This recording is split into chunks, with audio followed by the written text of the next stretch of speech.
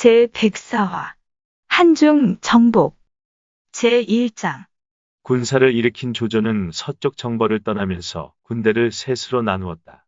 전군은 하후연과 장압이 맡고 조조는 여러 장수를 거느리고 중군을 맡으며 조인과 하우도는 후군의 군량과 말먹이풀 운송을 맡기로 했다. 이런 사실은 세작들에 의해 곧바로 한중에 보고되었다. 장로는 아우 장의와 함께 적을 물리칠 방안을 논의했다. 그러자 장의가 말했다. 한중에서 지형이 험하기로는 양평관만 한 데가 없습니다. 양평관의 좌우 산기 습숲에 의지하여 10여 개의 군영과 목책을 세우면 조조군에 맞설 수 있습니다. 형님께선 한령에 계시면서 군량과 말먹이 풀만 넉넉히 대어주시면 됩니다. 그렇하자꾸나. 너는 대장 양왕 양임과 함께 빨리 떠나거라. 이에 군마를 이끌고 떠난 장의 일행은 양평관에 도착하자 곧 군영을 세웠다. 조조군의 선봉장인 하후연과 장압의 군사가 도착한 것은 그 직후였다.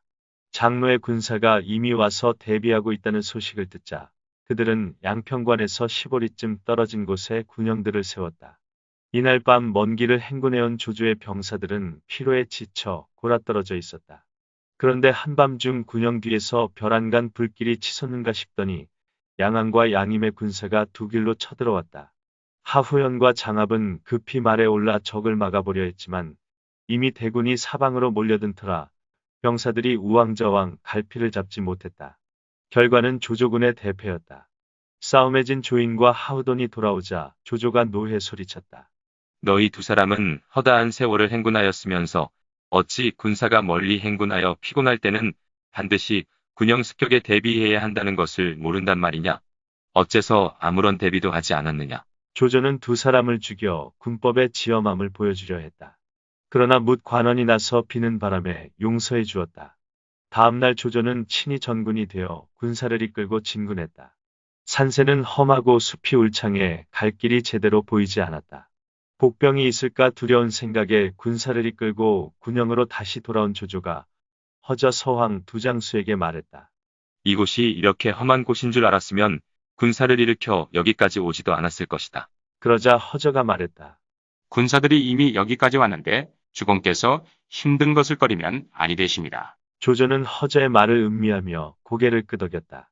다음날 그는 허저와 서왕 두 사람만 데리고 장의의 군영들을 살피러 나갔다. 세 사람이 말을 타고 산비탈을 돌아가자 장의의 군영들과 목책들이 한눈에 들어왔다. 조조가 채찍을 들어 앞을 가리키며 두 장수에게 말했다.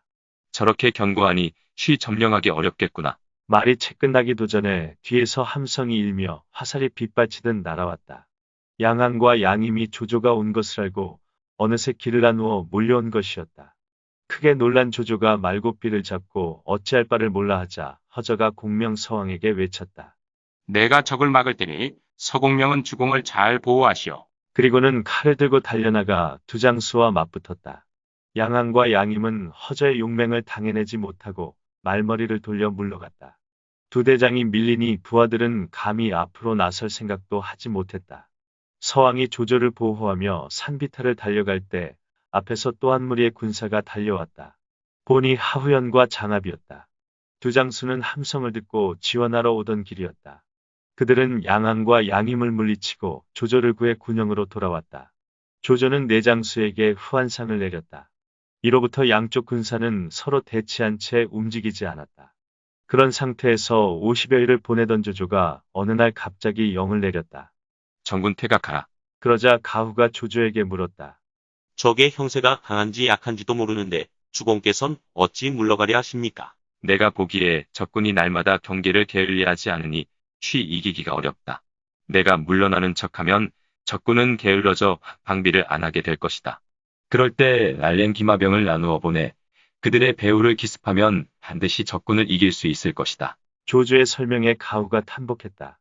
승상의 신묘한 계책은 짐작도 못하였습니다. 순욱곽과 순유의 죽음 이후 조조의 제일 책사로 자리를 굳히기 시작한 가후가 칭찬하자 조조도 흡족해하며 하후연과 장압을 불렀다.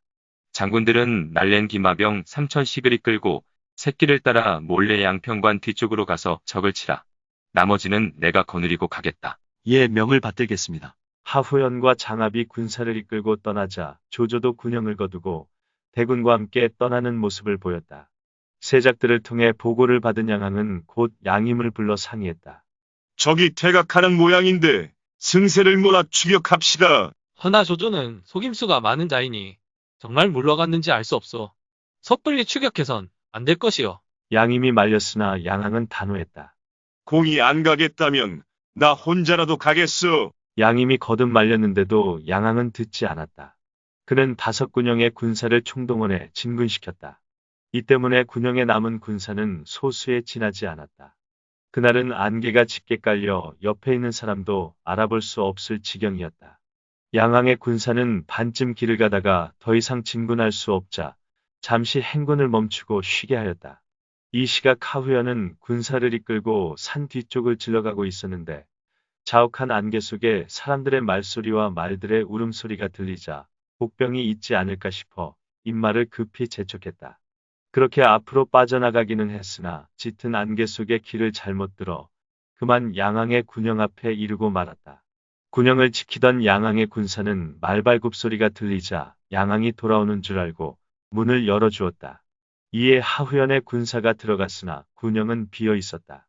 이를 보고 하후연의 군사가 불을 지르니 5군영을 지키고 있던 양항의 군사는 모두 안개 속으로 흩어져 달아나고 말았다. 이윽고 안개가 걷히자 양임이 군사를 이끌고 군영을 구하러 달려왔다. 그러나 군영은 이미 하후연이 점령한 뒤였다. 그가 달려나와 양임을 맞았다. 몇 합 싸우기도 전에 양임의 등 뒤로 장압의 군사가 달려들었다. 앞뒤로 협공을 당하게 된 양임은 활로를 열어 남정으로 달아났다. 한편 달아나던 양항은 안개가 걷히자 군영이 걱정되어 말머리를 돌렸으나 그때는 이미 하후연과 장압이 군영을 점령하고 난 뒤였다.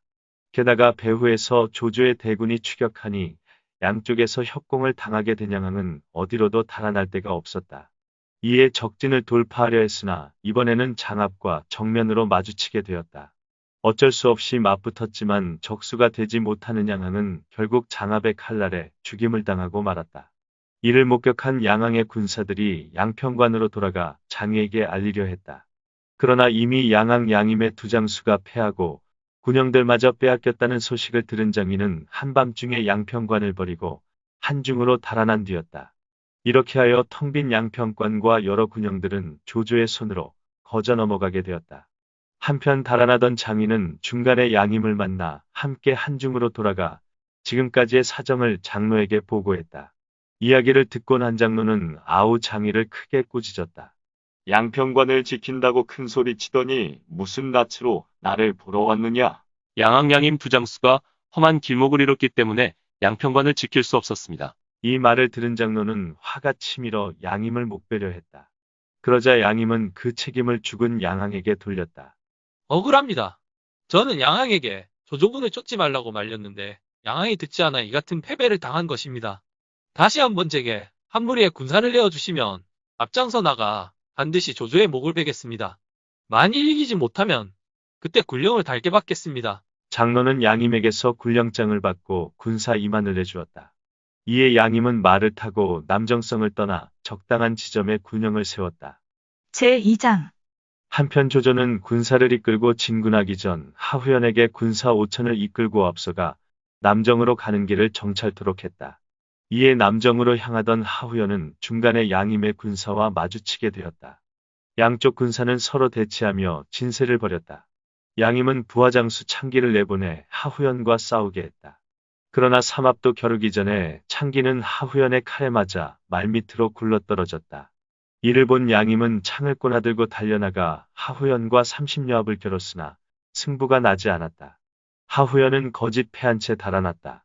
양임이 뒤쫓자 하후연은 달아나다 갑자기 휙 돌아서며 상대를 내리치는 타도개를 써서 장임을 말 아래로 떨어뜨렸다. 이를 본 양임의 부하병사들이 모두 달아났다. 적장 양임이 하후연에게 죽임을 당했다는 보고를 받은 조조는 즉시 남정으로 진군해 군영을 세웠다. 양임의 죽음에 당황한 장로는 서둘러 문무관원들을 불러 모아 대책을 논의했다. 그러자 연포가 장로에게 말했다. 제가 한 사람을 천거하겠습니다.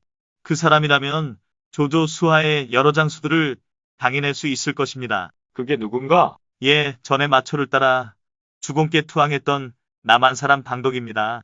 마초가 서천으로 갈 때 방덕은 병이 나서 가지 못하였지요. 지금 주공의 보살핌을 입고 있는데 어찌 이 사람을 내보내지 않으시는지요? 아, 그렇구나. 방덕이 있었군. 장로는 크게 기뻐하며 곧 방덕을 불렀다. 이윽고 방덕이 오자 장로는 후한상을 내린 뒤에 말했다. 그대에게 군마 1만을 내줄 터이니 나가 조조군을 막으라. 예. 방덕은 군사를 이끌고 남정성에서 10여리쯤 떨어진 곳으로 갔다. 그리고 조조군이 마주 바라보이는 곳에 군영을 세운 다음 말을 타고 나가 싸움을 걸었다. 조조는 서량의 방덕을 아느냐? 아무 대꾸도 하지 않았지만 조조는 방덕을 알고 있었다. 위수교 전투에서 방덕의 용맹을 익히 경험했기에 여러 장수들에게 당부했다. 방덕은 서량의 용장이다. 원래 마초의 수하로 지금은 장로에게 몸을 위탁하고 있지만 그의 마음에 차지는 않을 것이다. 내 이 사람을 얻고 싶으니 너희들은 모두 그와 싸움을 끌면서 힘을 빼도록 하라. 그러년 후에 그를 사로잡으리라. 그럼 제가 나가 싸우겠습니다. 장압이 먼저 달려나가 몇 탑 겨루더니 못 견디는 척 물러났다. 다음은 하후연이었다. 그도 몇 탑 싸우다가 물러났다. 뒤이어 달려나간 서왕도 4대 탑 싸우다가 물러났다. 그러나 서왕 뒤에 달려나간 허전은 힘이 빠진 방덕을 사로잡을 욕심에 싸움을 끌다 보니 어느새 50여 합을 넘기게 되었다. 문득 조조의 당부에 생각이 미친 그는 중간에 적당한 선에서 물러났다. 내 장수와 힘을 다해 싸우면서도 방덕은 조금도 무서워하거나 겁내는 기색이 없었다. 그와 싸우고 돌아온 장수마다 방덕의 뛰어난 무예를 칭찬했다. 이에 조조는 내심 기뻐하면서 여러 장수들을 불러 의견을 물었다. 저 장수를 항복시킬 방법이 없겠나? 그러자 가후가 말했다. 제가 알기로 장로의 수하 가운데 양송이란 책사가 있는데 이자는 뇌물을 몹시 밝힙니다. 그러니 황금과 비단으로 은밀히 매수하여 그로 하여금 장로 앞에서 방덕을 헐뜯게 하면 다 이 일을 도모할 수 있을 것입니다. 그게 좋겠군. 그럼 남정성 안으로 사람을 어찌 들여보낼 수 있겠나? 조조가 묻자 가후가 대답했다. 간단합니다. 간단? 예, 내일 싸우라 거짓패하여 군영을 버리고 달아나면 방덕은 우리 군영을 점거할 테고 우리가 한밤중에 군사를 이끌고 와 기습하면 방덕은 군영을 버리고 성으로 돌아갈 것입니다. 그때 말 잘하는 병사 하나를 저쪽 군사로 변장시켜 그들 군사 속에 섞여 성으로 따라 들어가게 하면 될 것입니다. 그렇게 하면 되겠군. 조조는 가후의 계책에 따라 용이 주도한 병사 하나를 가려 뽑아 후한상을 내린 다음 황금으로 만든 엄신갑 한 벌을 주면서 이것을 가슴에 걸치고 그 위에 한중 군사의 졸개가 입는 번호 달린 군복을 입고 길 중간쯤에 숨어 있게 했다. 다음 날 조조는 하우돈과 장압에게 각기 군사를 해주고 멀리 가서 매복해 있으라고 한 뒤 서왕에게는 나가서 싸움을 걸게 했다. 이에 서왕이 적진 앞으로 달려나가자 방덕이 맞받았다. 계책대로 서왕은 몇 합 싸우지도 않고 패에 달아났다. 이에 방덕이 군사를 휘몰아 덮치니 조조군은 일제히 퇴각했다. 방덕은 조조의 군영을 손쉽게 빼앗았다. 군영 안에 군량과 말먹이 풀 등이 가득 쌓여 있는 것을 보고 방덕은 크게 기뻐하며 즉시 장로에게 승전보를 전하고 다른 한편으로는 군영 안에서 잔치를 벌여 군사들을 위로했다.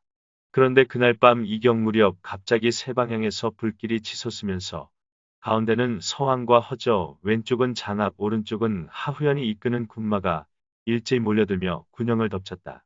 방덕은 미처 대처할 새가 없었다. 부랴부랴 말을 타고 성으로 달아나자 조조군이 새 길로 쫓아왔다. 방덕은 남정성에 이르러 큰 소리로 외쳤다. 성문을 열라. 곧 성문이 열리니 방덕을 위시하여 쫓겨온 군사들이 한 덩어리가 되어 성 안으로 밀려 들어갔다. 이때 장로의 군사로 위장한 조조의 세작도 그들 틈에 섞여 성 안으로 들어갔다. 그는 곧바로 양송의 집을 찾아가서 양송을 뵙고 말했다. 위공께선 오래전부터 공에 크고 훌륭한 덕을 전해 들으시고 일부러 절을 시켜 이 황금갑옷을 신표로 보내셨습니다. 그리고 공께 올리라는 밀서가 여기 있습니다. 양송은 크게 기뻐하며 밀서를 받아 읽고 나서 세작에게 말했다. 돌아가 위공께 마음 놓으시라 여쭈어라. 내게 좋은 계책이 있으니 나중에 알려드릴 것이다. 양송은 세작을 먼저 돌려보내고 그날 밤 장로를 찾아갔다. 주공께선 오늘 패전한 원인을 알고 계십니까? 아직 자세한 보고가 없었다. 원인이 무엇인가? 오늘 싸움에 진 것은 방덕이 조조의 뇌물을 받아먹었기 때문입니다. 뭐라고?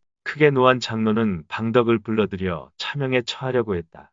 그러자 방덕을 천거했던 염포가 울며 장로에게 간했다. 주군, 방덕은 뇌물을 받아 먹고 그럴 사람이 아닙니다. 양송이 말을 잘못한 것입니다. 방덕에게 다시 싸워 패전의 허물을 만회할 기회를 주십시오. 이에 겨우 화가 풀린 장로가 방덕에게 말했다. 그렇다면 기회를 한 번 더 주겠다. 내일 다시 싸워 이기지 못하면 그때는 반드시 내 목을 치리라. 방덕은 장로의 한심스런 명령에 씁쓸한 마음을 품고 물러나왔다. 제3장. 다음 날 조조군이 성을 공격하자 방덕은 군사를 이끌고 달려나갔다. 조조는 허저에게 나가 싸우도록 했다. 이에 나가 싸우던 허저가 패한 척하고 달아나니 방덕은 신이 나서 뒤쫓았다. 그 사이 말을 타고 산비탈에 오른 조조는 허저를 쫓고 있는 영명 방덕을 향해 소리쳤다. 박영명은 어찌 빨리 항복하지 않는가? 조조의 말을 듣는 순간 방덕의 머리를 스치는 생각이 있었다. 아, 조조를 잡으면 상장군 1000명을 잡는 것보다 낫겠구나. 그와 함께 말을 달려 산비탈로 올라갔다. 조조를 잡으려는 생각뿐이었다. 그런데 이게 웬일인가? 달리던 말이 힝 소리를 내는 순간 갑자기 와 하는 함성과 함께 하늘이 무너지고 땅이 꺼지듯 방덕은 말과 함께 함정 속으로 빨려 들어갔다. 그 와중에도 정신을 잃지 않고 함정을 벗어나려 했으나 사방에서 날아온 갈고리와 밧줄이 그의 몸을 사정없이 얼검했다. 군사들은 마치 함정에 빠진 멧돼지처럼 방덕을 끌어올리더니 어디론가 끌고 갔다. 그가 도착한 곳은 다름 아닌 조조 앞이었다. 조조는 말에서 내려 군사들을 물리치더니 손수 그의 결박을 풀어주었다. 공을 너무 심하게 다룬 게 아닌지 모르겠구려. 미안하외다. 그런데 영명은 내게 항복할 뜻이 없소. 조조의 예의 바른 언행은 거친 장로와 대비되었다. 더구나 양송의 모함을 믿고 자신을 죽이려던 이를 떠올리자 장로보다는 차라리 조조를 섬기는 편이 낫겠다는 생각도 들었다. 이에 방덕은 조조에게 절을 올린 뒤에 말했다. 진정으로 항복하고 싶습니다. 그러자 조조는 방덕을 부축해 말에 태우고 함께 본영으로 돌아오면서 일부러 성 위에 있는 장로의 군사들이 그 모습을 바라볼 수 있도록 했다. 과연 이 장면을 지켜본 장로의 군사들은 장로에게 가서 보고했다. 방덕이 조조와 나란히 말을 타고 저쪽 군영으로 갔습니다. 이에 장로는 양송의 말을 더욱 사실로 믿게 되었다. 다음 날 조조는 성밖 세 방면에 구름사다리를 세운 뒤 대포로 큰 돌들을 날려 성을 공격하기 시작했다. 형세가 급박해진 것을 안 장로가 아우 장위에게 물었다. 어찌하면 좋겠느냐? 곡물창고와 재물창고를 모두 불사른 뒤 남산으로 빠져나가 파중이라도 지켜야 합니다. 그러자 곁에 있던 양송이 말했다. 그건 좋은 방법이 아닙니다. 공연히 애쓰고 파중으로 달아나봤자 그것은 또 어찌 지킬 겁니까? 차라리 성문을 열고 투항하려니만 못합니다. 장로가 결정을 내리지 못하고 망설이자 장의가 재촉했다. 불 지르고 떠나는 수밖에 없습니다. 마침내 장로가 말했다. 나는 본래부터 나라에 귀순하고자 하였으나 뜻을 이루지 못하였다. 이제 부득이 달아나게 되었지만 곡물창고와 재물창고는 나라에 속한 것이니 함부로 불태워선 안 된다. 그리고는 즉시 창고 문들을 닫아 걸고 봉인하도록 했다. 그날 밤 이경 장로는 가솔들을 이끌고 남문으로 빠져나갔다. 이 모습을 본 군사들이 뒤쫓으려 하자 조조가 말렸다. 그냥 내버려 두어라. 그리고는 군사를 이끌고 남정성으로 입성했다. 조조는 장로가 모든 창고를 고스란히 봉해놓고 떠난 것을 보고 가여운 생각마저 들었다. 그래서 즉시 파중으로 사람을 보내 투항을 권유했다. 장로는 항복할 뜻이 있었으나 장의가 말렸다. 형님 안 됩니다. 3대에 걸친 기업을 그냥 내주다니요. 장로는 아우의 고집을 꺾을 수 없었다. 이를 목격한 양송은 즉시 진격해 오시면 제가 내응하겠나이다. 라는 내용의 밀서를 조조에게 보냈다. 밀서를 받은 조조는 몸소 군사를 이끌고 파중으로 쳐들어갔다. 장로는 아우 장의에게 군사를 이끌고 나가 싸우도록 했다. 그러나 나가 접전을 벌이던 장의는 허저의 칼에 맞아 죽었다. 패잔군이 돌아와 보고하자 장로는 성문을 닫아 걸고 굳게 지키려고만 들었다. 그러자 꿍꿍이가 있는 양송이 충동질을 했다. 지금 나가지 않으시면 앉아서 죽을 때를 기다리는 수밖에 없습니다. 제가 성을 지킬 터이니 주공께서 몸소 나가 결판을 보십시오. 죽기 살기로 싸운다면 안 될 것도 없습니다. 아무래도 그래야겠지. 장로가 양송의 말을 따르려 하자 연포가 말렸다. 안 됩니다. 나가지 마십시오.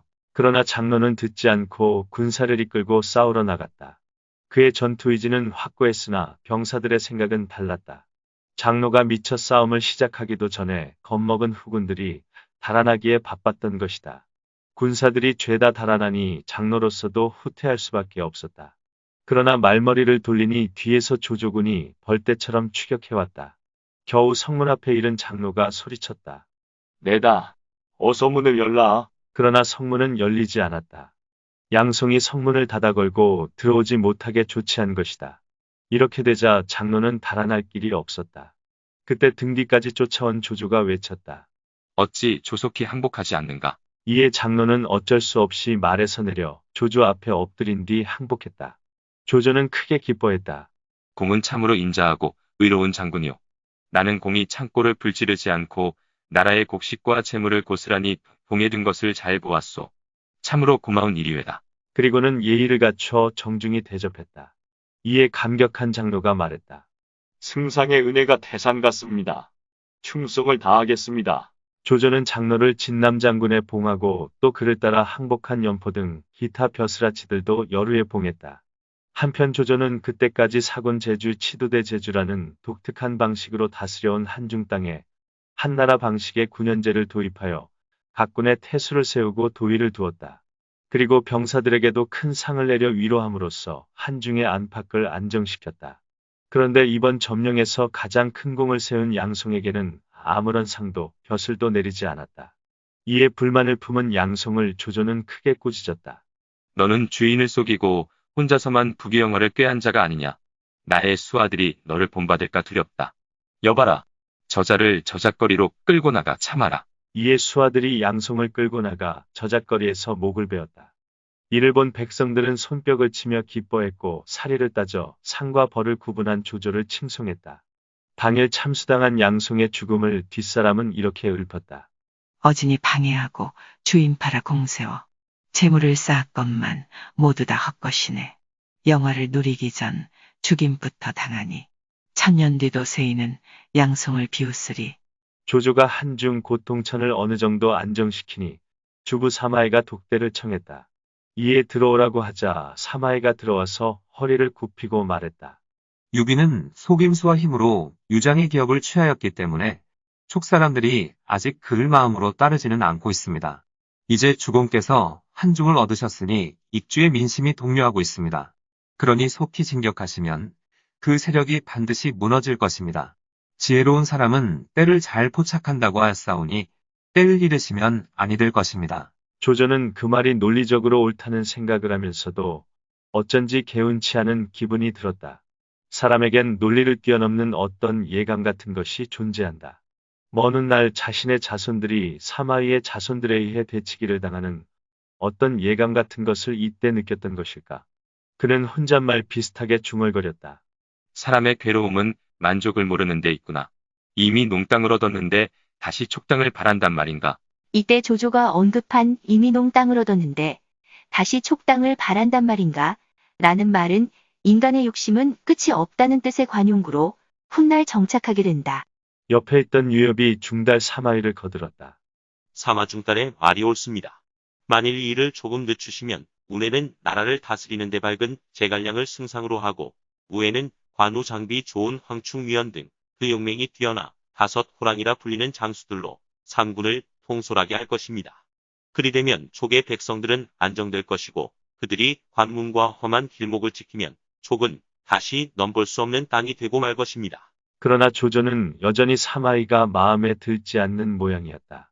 병사들이 먼 길을 오느라고 노고가 많았으니 우선 그들부터 위로하고 보살펴야겠다. 그리고는 군사를 한 곳에 머물게 한 뒤 한 발자국도 움직이지 않았다. 읽어주는 고품격 삼국지는 다음 화도 계속됩니다. 이번 이야기를 재미있게 읽으셨다면 좋아요와 구독을 눌러주세요. 그리고 작품을 해설하는 프롤로그도 꼭 읽어주세요.